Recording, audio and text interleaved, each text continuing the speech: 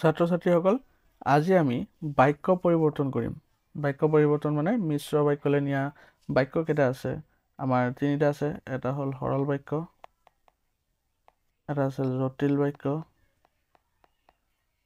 আৰু এটা আছে মিশ্ৰ বাক্য ঠিক আছে এতিয়া এই তিনিটা বস্তু যদি জানিব লাগে আমি আগত বুজি লওঁ এই তিনিটা বস্তু কি হয় প্ৰথমত আমি চাওঁ এই সৰল বাক্য আহিছে এইটো ইয়াৰত আহিছে 2020ত আহিছে গৈছে সো সৰল বাক্য মিশ্ৰ বাক্য যৌগিক বাক্য বা জটিল বাক্য যিকোনো এটা হ'লে হ'ল এতিয়া সো সৰল বাক্য কাক কয় যি বাক্যত এটা কৰ্তা আৰু এটা সমাপিকা ক্ৰিয়া থাকে তেনে বাক্যক সৰল বাক্য বুলি কোৱা হয় যেনে ল'ৰাবোৰে কিতাপ পঢ়িছে ইয়াত চোৱা ল'ৰাবোৰে কিতাপ পঢ়িছে এইটো কি হৈছে এটা বাক্যত কৰ্তা আছে আৰু সমাপিকা ক্ৰিয়াও আছে মানে সমাপ্ত হৈছে তেনে বাক্যক আমি কি বুলি কওঁ সৰল বাক্য বুলি কওঁ কৰ্তা হ'ল ল'ৰা আৰু ক্ৰিয়াটো কি হয় পঢ়িছে এইটো সৰল কৰ্তা আৰু ক্ৰিয়া দুইটাই আছে সেইকাৰণে এইটো কি বুলি কোৱা হয় সৰল বাক্য যেনেকৈ তেওঁ ভাত খাইছে ঠিক আছে তাৰপিছত চোৱা জটিল বা মিশ্ৰ বাক্য যি বাক্যত এটা প্ৰধান বাক্যৰ উপৰিও এটা বা ততোধিক অপ্ৰধান বাক্য লগ লাগি থাকে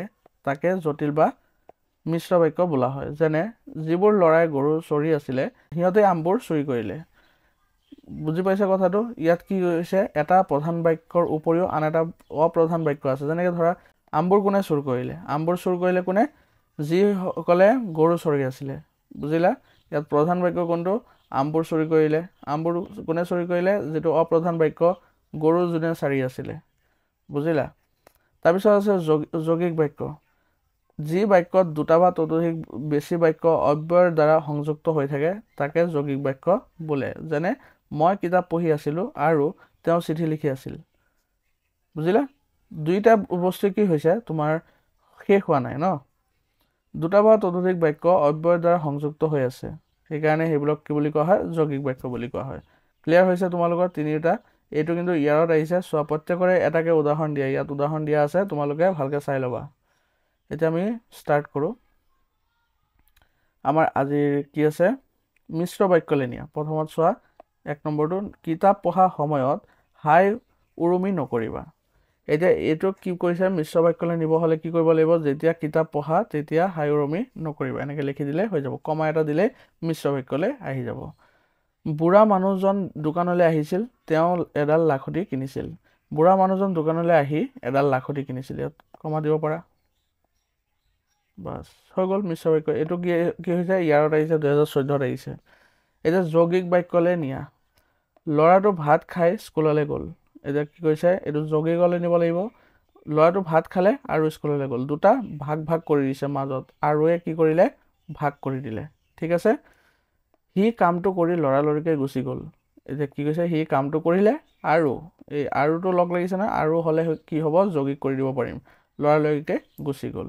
এইটো ইয়াৰত আহিছে 2004ত তোমালোকক যিখিনি কৰাই আছো গোটেইখিনি ইম্পৰ্টেণ্ট হয় তোমালোকে এইকাৰণে মন দি চাই যাবা আৰু এইখিনি প্ৰেক্টিচ কৰিবলৈ যত্ন কৰিবা ল'ৰাজন দুখীয়া হ'লেও সৎ এইটো 2006ত আহিছে ল'ৰাজন দুখীয়া কিন্তু সৎ হৈ গ'ল তাৰপিছত চোৱা তেওঁ বুঢ়া হ'লেও গাত শক্তি আছে 2010ত আহিছে তেওঁ বুঢ়া তথাপিও গাত শক্তি আছে কমা এটা আহিছে এটা সৰল বাক্য তেনেই ইজি এটা বাক্যতে সমাপ্ত কৰিব পাৰি মই যেতিয়া পঢ়ো সি তেতিয়া খেলে 2005ত আহিছে মই পঢ়া সময়ত সি খেলে এটা সাধাৰণ বাক্যতে সমাপ্ত হৈছে ল'ৰাটোৱে ভাত খালে আৰু স্কুললৈ গ'ল ল'ৰাটোৱে ভাত খাই স্কুললৈ গ'ল এটাতে সমাপ্ত এইটো 2008ত আহিছে আমি যেতিয়া খেলো সি তেতিয়া পঢ়ে আমি পঢ়াৰ সময়ত সি খেলে এইটো 2008ত আহিছে যিজন লোক অকৃতজ্ঞ তেওঁ ক'তো আসন নাপায় এইটো 2009ত আহিছে 15ত আহিছে ৰিপিট হৈছে অকৃতজ্ঞ লোকক কোনো ভাল নাপায় ঠিক আছে এইটো কি আছিলে এইটো তোমালোকৰ সৰল বাক্য চলি আছে তাৰপিছত মই যেতিয়া খাওঁ তাই তেতিয়া আহে 2010ত আহিছে মই খোৱাৰ সময়ত তাই আহে হৈ গ'ল চিম্পল পানী যেতিয়া গোট মাৰে তেতিয়া বৰফ হয় 2011ত আহিছে পানী গোট মাৰিলে বৰফ হয় তাৰপিছত যি ছাত্ৰই শিক্ষকক সন্মান নকৰে তাৰ শিক্ষাই বৃথা এইটো 2012ত আহিছে শিক্ষকক সন্মান নকৰা ছাত্ৰৰ শিক্ষা বৃথা তাৰপিছত যি মানুহে দেশক ভাল নাপায় তেওঁৰ জীৱন বৃথা 2013ত আহিছে দেশক ভাল নোপোৱা মানুহৰ জীৱন বৃথা আৰু নেক্সট 9 নম্বৰ, যিসকলে ব্যাকৰণ মন পুতি পঢ়ে তেওঁলোকে ভাষাটো ভালকে জানে। ব্যাকৰণ মন পুতি পঢ়াজনে ভালকে ভাষাটো জানে। দেখিবা অসমীয়া ভাষা ক'বলৈ যাওঁতে ব্যাকৰণৰ লগতো কথা কিছুমান থাকে স্পষ্ট আৰু যিবিলাক মানে ভাল হয়, ঠিক তেনেকুৱা কথা। যিজন লোক অকৃতজ্ঞ তেওঁ ক'তো স্থান নাপায়। এইটো আকৌ 17 আহিছে, এইটো 16 আহিছিলে।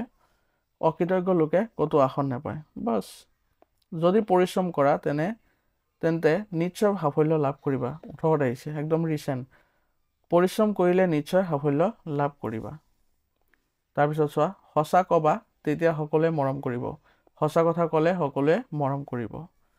ঠিক আছে, এইখিনি হৈ গ'ল আমাৰ সৰল বাক্য। এতিয়া আহি গ'লো জটিল বাক্যলৈ।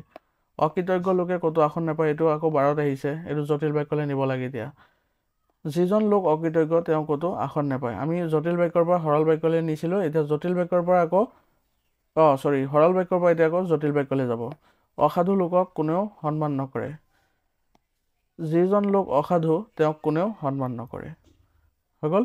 আমাৰ এইখিনিলৈকে আছিলে আজি। একদম কি কয় এইটো, এটা সৰু টপিকত মই আলোচনা কৰিছোঁ, যিটো মানে ধৰা তোমালোকে কি শিকিলা, সৰল বাক্য কেনেকৈ কৰিবা, হয়নে? তাৰপিছত জটিল বাক্য কিদৰে কৰিবা সৰল বাক্যৰ পৰা, তাৰপিছত মিশ্ৰ বাক্য।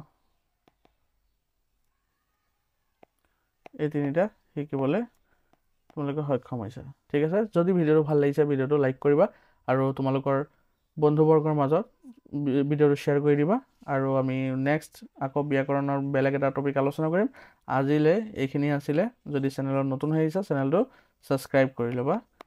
আৰু লগতে তোমালোকৰ কিবা যদি প্ৰব্লেম আছে তোমালোকে কমেণ্ট কৰিবা। আৰু ডেছক্ৰিপশ্যনত টেলিগ্ৰাম চেনেল আছে, চেনেলটোত তোমালোকে জইন হৈ ল'বা। তোমালোকে এই PDF টো তোমালোকে তাতে লাভ কৰিবলৈ সক্ষম হ'বা। ধন্যবাদ।